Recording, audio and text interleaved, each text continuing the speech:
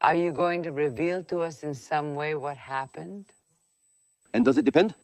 Does it depend, no? That event you mentioned is one of the darkest in Argentine police history. Hello? Hello everyone, how are you? My name is Magnus Mephisto. Welcome to a new video on my channel. Today, we are going to be talking about a case that was very interesting both for the press and for public opinion in general.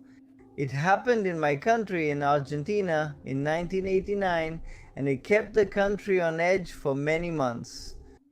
Everyone was trying to figure out what had happened. Each person had their own theory, and everyone imagined what had happened inside this room, more specifically in the bathroom. In 1989, Irma Beatriz Giron, 22 years old, and Gloria Fernandez, 15 years old, were found dead and left without clothes inside a bathtub. Both of them were in such an advanced state of decomposition that it matched having been there for a month. However, only 3 days had passed since their disappearance. What had happened? Had someone murdered them? Had they died in a suicide pact? Had they used an exotic animal to poison them? Help me solve this mystery. Find out what happened inside this small house and what the press revealed at the time. Like the case of the Black Mamba. But before we start with the case, and before I get you into the mystery, I have to ask you for a few quick things. Follow me on Instagram at MagnuMephisto. I'll put the link below in the highlighted comments and in the description. If you have any information to share about this case or suggestions for cases you'd like to see on my channel, please write to me there. Second, like this video. Once we hit 10,000 likes, the next mystery case will be released. Subscribe if you haven't yet. We're very close to reaching 1 million subscribers. And if you like this kind of video, I'll also leave some down here in the video description. Here's a list of all previous cases since you're likely new to the channel. But this is case number 31 or 32 that we've done on this channel. So if you want to see everything we've done before, I'll leave you the playlist so you can binge watch and see one after another. And lastly, I won't bother you anymore. I want to tell you that on April 19th, I'll be hosting the Stranger XP. For those people from Capital Federal here in Buenos Aires, it's going to be the biggest event dedicated to Stranger Things here in Latin America. On the afternoon of Thursday, April 13th, 1989, the owner of the house, located at 3000 Melo Street, suddenly she heard the doorbell ring. It was hard for her to get up and answer because she was sitting and practically hypnotized in front of the television. Why? Because Juan Carlos Pugliese, who was the Minister of Economy under President Raúl Alfonsín, was announcing a series of measures that seemed more like a desperate attempt to save the country from a tremendous crisis it was going through. She was listening carefully to what this minister was saying. He was talking about a floating dollar, price controls, increases of up to 14% for electricity, water and gas rates, and up to 16% for fuel. Hyperinflation was destroying the country. Prices had to be updated 3 or 4 times in the same day. People didn't know how much the bills they had in their hands were worth. And this lady was very attentive, listening to what this minister was announcing. When someone knocked on her door, she got up from her armchair in quite a bad mood and went to see who was calling her. When she opened the door, she found Irma Beatriz Giron, the 22-year-old young woman who had been renting the apartment at the back of her property for just a few months. Irma asked her if she could please borrow the phone. Let's remember that at this time, in Argentina at least, not everyone had a phone in their house. It was something that wasn't very common. Only a few people had it. So, most people would go to their neighbor's house to use it, and it was used only in very specific situations. In this particular case, Irma asked to use the phone to call a doctor. Why? Because she said that a cousin of hers was visiting her at home and was feeling very sick. The lady said, "Yes, come in, dear, and call anyone you need." The girl, of course, made the call and kindly said goodbye to the owner of the property. This lady said, "No problem, see you later." She sat on her couch at home watching the news, specifically an announcement from the Minister of Economy. She couldn't imagine that just 3 days later,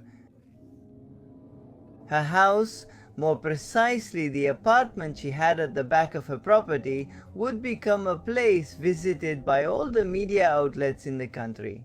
And everyone would be paying attention to the case that was unfolding there. How could anyone imagine that something like this was going to happen? On the morning of Sunday, April 16th of that year, the second police station, located in Florida, received a call. Apparently, a neighbor was reporting that a very foul smell was coming from a house located on Melo Street. At 3,000, the police officers approached the place. First, they spoke with the owner of the property. She gave them a key so they could come closer, so they could open the door to the apartment that was in the back. They knocked first, insistently. Since no one answered, they used the key to open the door. And when did they go in? A tremendous putrid smell overwhelmed them. One of the police officers couldn't contain his disgust and vomited instantly. What had happened? Doctor, you have to come see this. The phone call caught Judge Raul Casal in the middle of lunch. The person calling him was Benitez, the chief of police station number 2 in Florida, who was summoning him to a house located at 3354 Melo Street in Vicente Lopez. The judge, from criminal court number 2 of San Isidro, hurried through his lunch and quickly headed to this address. What he didn't imagine was that he was about to get involved in one of the most interesting mysteries in our country. In a case that kept the entire press and society on edge for months. And as the judge of this case, it was up to him to investigate the mystery and reach a conclusion. When he arrived, he found a bunch of neighbors whispering on the sidewalk, talking about rumors. No one knew for sure what had happened, but still they sensed that something bad had occurred. They talked about police officers, about a lot of police officers who had entered the property. They talked about a tremendously nauseating smell coming from this small house, and nothing else was known. The apartment in question was a penthouse located at the back of a property. It had 2 bedrooms, a living room, a dining room, a very small kitchen, a patio, and a bathroom. It was precisely in the bathroom where this had happened. When the police entered the bathroom of this small apartment, they found a very disturbing scene. 2 women were dead, lying inside a bathtub. One of them was Irma Beatriz Giron, 22 years old. She was the woman I mentioned at the beginning of this story, the one who went to borrow the phone. The other woman was Gloria Fernandez, a 15-year-old teenager who was Irma's cousin. She was the one who had told them she was having a rather severe fever, which is why her cousin had gone to borrow the phone to call a doctor. Irma was dressed only in a sweater that was soaking wet. Gloria was completely naked, and both of them were submerged in water in which the remains were floating. These miniatures of Angeline. In all my years handling these cases, I've never seen anything like this. Do you remember Judge Casal 30 years after what happened?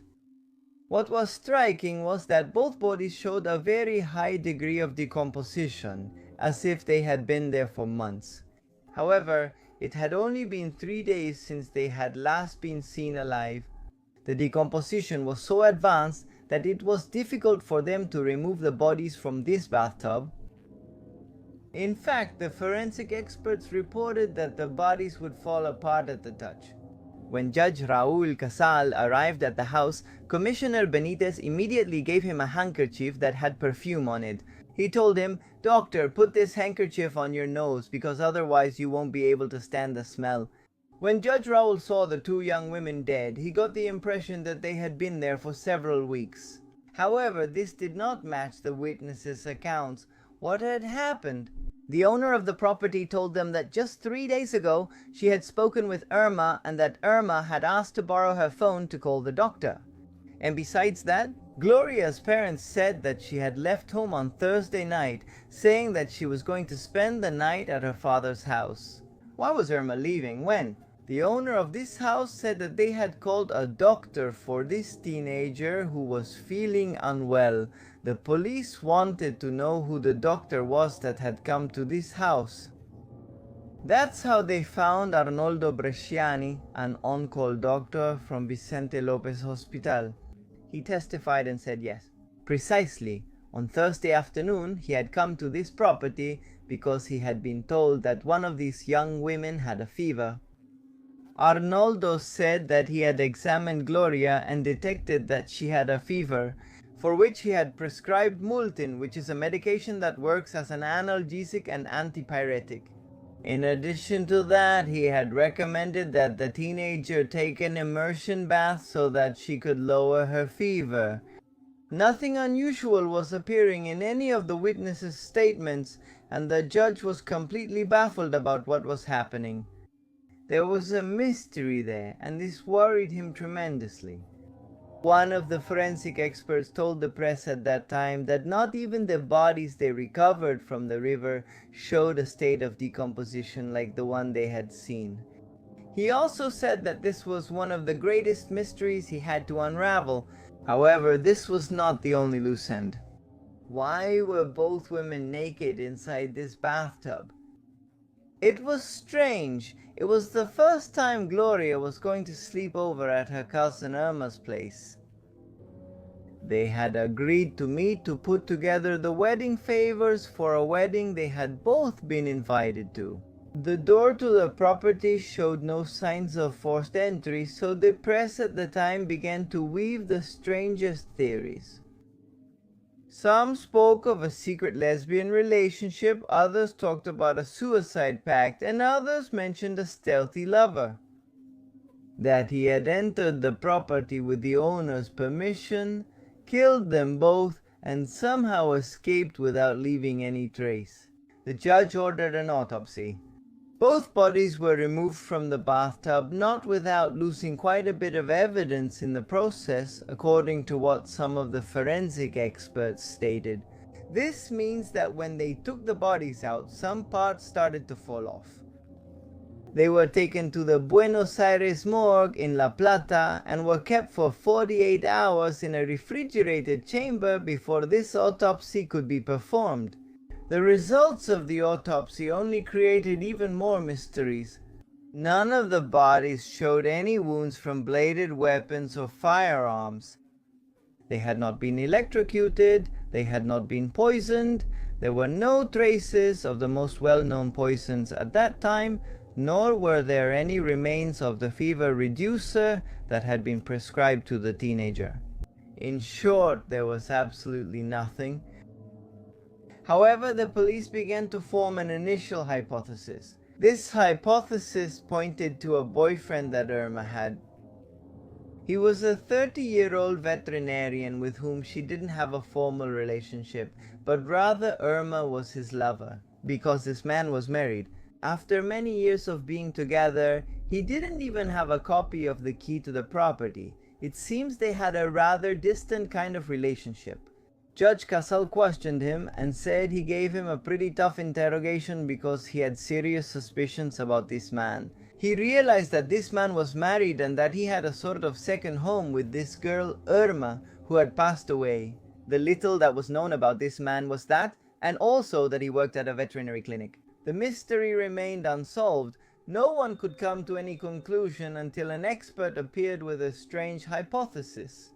This happened a month and a half after the discovery of the bodies.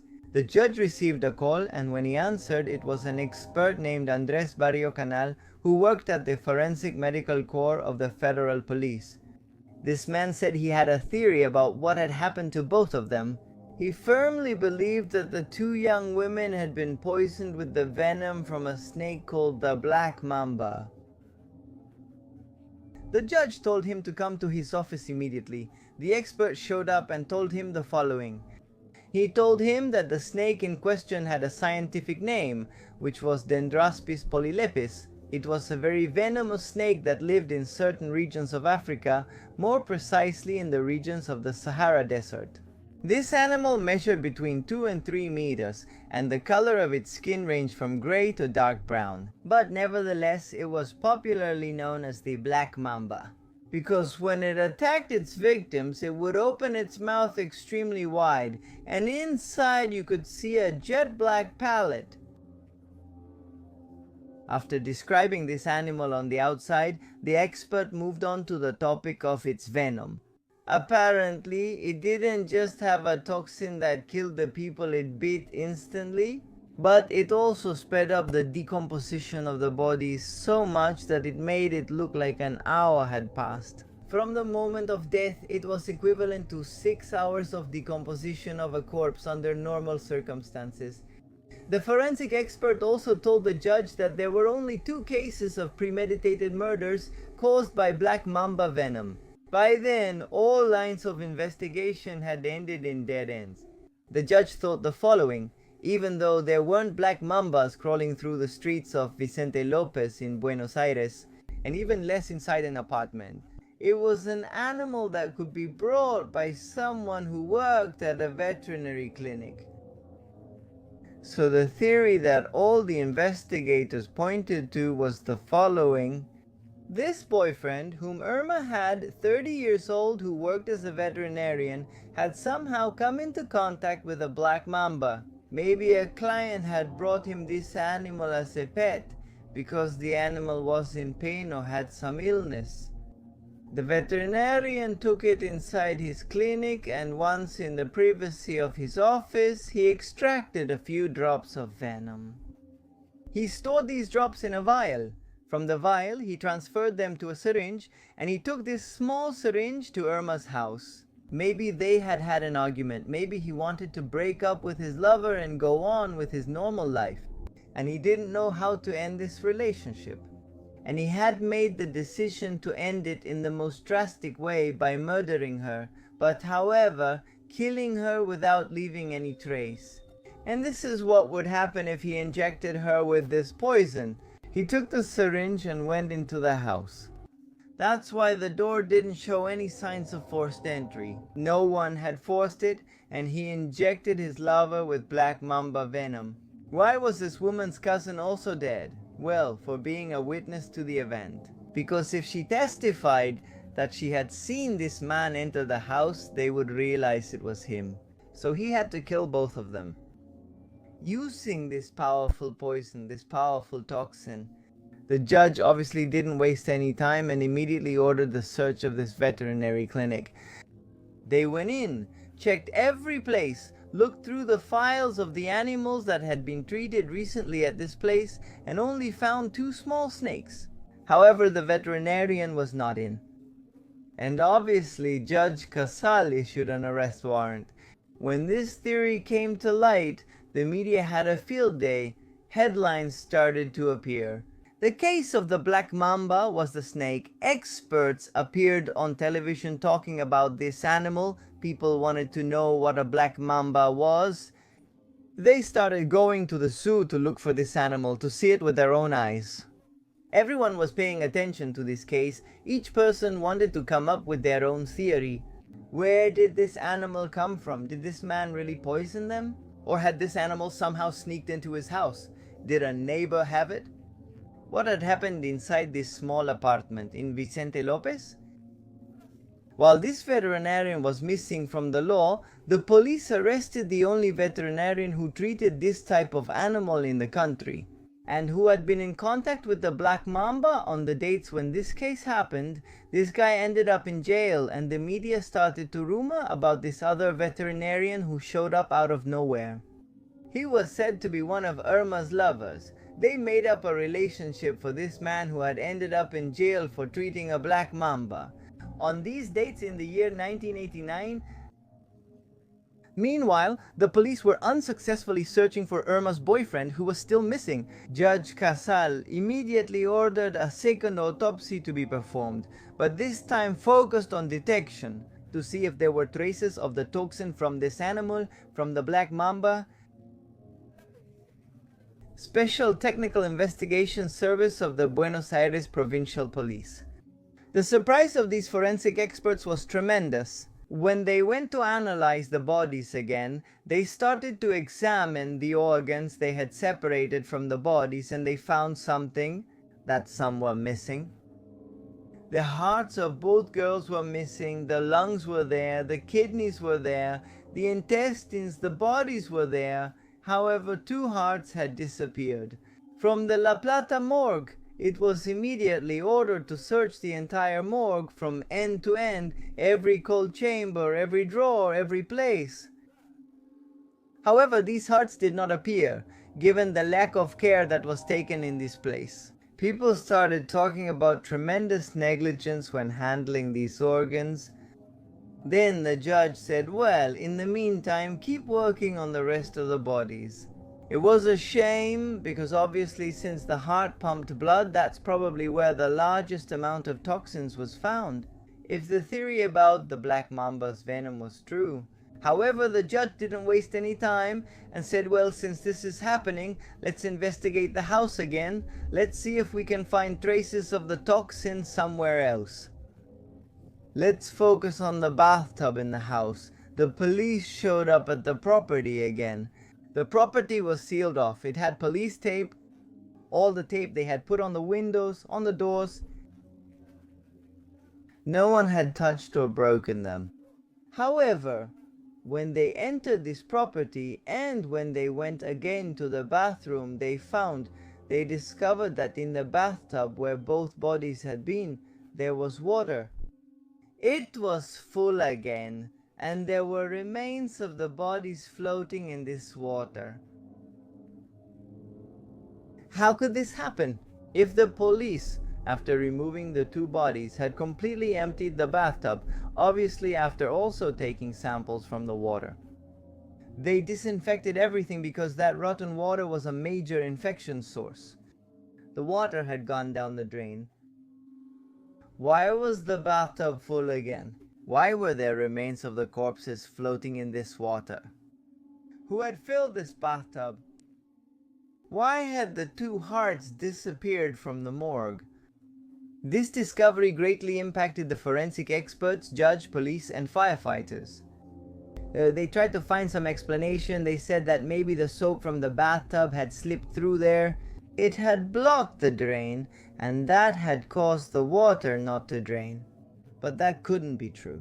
They had seen how the water went down the drain of this bathtub, but it was full again. What was happening in this case? Every day a new mystery happened. It was something that had never happened before. It was like a mystery novel, chapter by chapter, and none of them could be solved. Judge Casal, a bit fed up with all this, appointed 2 new forensic doctors to take charge of the investigation. That's how Nestor de Tomas and Osvaldo Raffo came into the picture. They worked using bone samples from the bodies. These 2 doctors were the ones who reached a new conclusion, the ones who performed tests that had never been done on the bodies before. And they proposed a new theory, which, more than a theory, seemed like the solution to this whole mystery. What had these doctors discovered? Very easy. They said that both women had died from carbon monoxide poisoning. In fact, they confirmed the finding of this poisoning by having found traces of carboxyhemoglobin in the bone remains of these 2 girls. He had been inside the house the whole time, right in front of the eyes of the police, judges, firefighters, and no one had seen him. Who was the killer? Who had killed these 2 young women?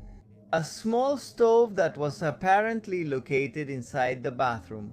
When the first police officers arrived, before calling the judge, before this became a viral case, they had entered the scene, they had entered the bathroom, they were so shocked by what they were seeing, and since it was very hot in the place, they turned off this heater, they unplugged it, because if it stayed plugged in, they wouldn't be able to work at the crime scene.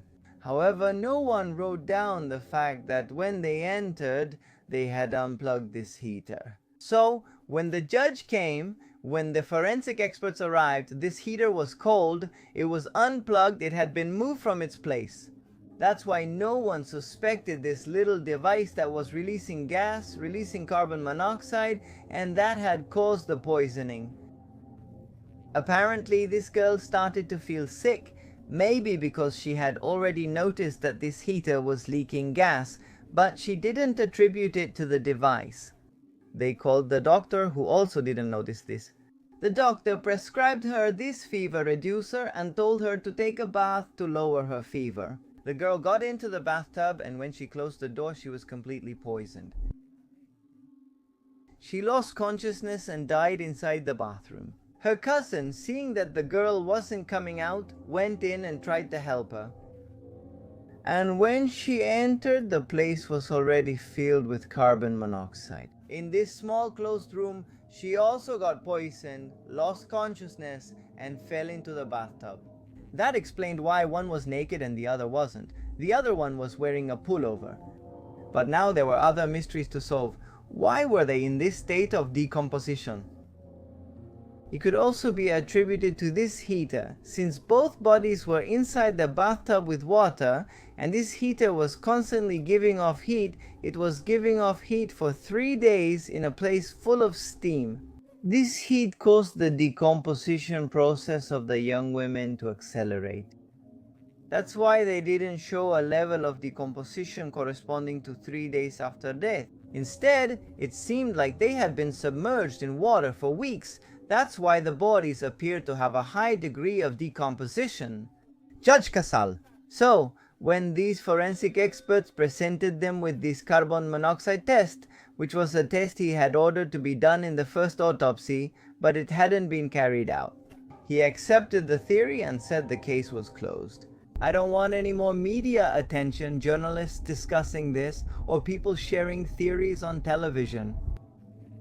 Let's close this case. Let's say that this is what happened. Both of them died from carbon monoxide poisoning that came from this small heater that was in the house. However, 30 years later, Judge Casal confesses that he closed the case because he was overwhelmed by the situation, because he was constantly being harassed by the press, by the police, by everyone around him. He was tired of the case and said, "Enough, I don't want to know more." He then accepted the theory as valid. Nowadays, he admits that maybe he wasn't so sure. This was the theory related to the case, which he only accepted to get the case off his back. That there's something that still doesn't add up for him in this incident. He says this is still a very mysterious matter and that there is still a puzzle to be solved. A simple, tragic, fatal accident had turned into a crime that was difficult to solve because of a long chain of negligence. The first was that these girls had a faulty heater in their house and no one detected the problem. The second negligence was that the police officers who entered the crime scene first of all disconnected this heater and left no record of this disconnection. As a result, those who came later didn't know the heater had been on for 3 days. The next negligence was that when the judge ordered this poisoning test to be done, the first forensic doctors forgot to do it. The one for carbon monoxide poisoning. It's one of the most common causes of death for people who die inside a bathroom. That's why it's very common to perform this type of analysis on these bodies. However, they hadn't been done. Even so, there were still 2 mysteries to solve. One was the mystery of the missing hearts. What had happened to these hearts? Why weren't they inside the morgue? Well, apparently, according to the legend surrounding this case, the doctors had removed the hearts from both bodies. They had placed them in jars without lids and without any kind of preserving liquid. Because they were going to analyze them later, they took them out to the courtyard of this place because they no longer had space in the room where they were performing this operation. And when they left them in the courtyard, a dog that was wandering around came over and ate them. That was the explanation that was given years later. And what about the bathtub that was filling up? Why had it filled up by itself? Why were there remains of cadaveric fauna floating in this putrid water from the bathtub that refilled itself after being fully emptied? Apparently this bathtub had a leak, a very tiny leak, almost imperceptible. And apparently, since these bodies were falling apart to the touch when they moved them, when they took them out of the place, remains of skin, remains of body had slipped down the pipes and had clogged the drain pipes of this bathtub. And the combination of this leak plus the clogged pipe made it so that weeks after the incident, since this house was abandoned for weeks without anyone stepping inside, this bathtub would fill up on its own because of the dripping water, and since it couldn't drain, the water would accumulate. It kept accumulating more and more, and that's what made the bathtub fill up again. And that also explained the remains of dead animals floating in this water. Apparently, this mystery was solved in this way. However, as I told you,